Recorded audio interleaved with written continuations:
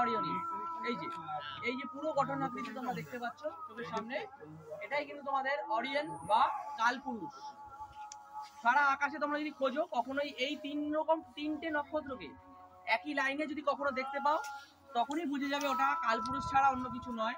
শুধুমাত্র একটাই নক্ষত্র মণ্ডলী আছে যাতে এরকম তিনটে তারা পর পর এক লাইনে রয়েছে, আর কোনো জায়গায় এরকম তুমি গঠন খুঁজে পাবে না। তো মনে থাকবে কালপুরুষ নক্ষত্র মণ্ডলী। তোমাদেরকে বলেছিলাম লুদ্ধক রাতের আকাশে সব থেকে উজ্জ্বল নক্ষত্র, সেটিও এই দেখো উঠছে। এই হচ্ছে লুদ্ধক বা বৃহৎ কুকুর মণ্ডলীর মাথা। এটা বৃহৎ কুকুর মণ্ডলীর মাথা বা লুদ্ধক। এটা তোমরা এখন পরিষ্কার দেখতে পাচ্ছ না, তার কারণ কুয়াশা।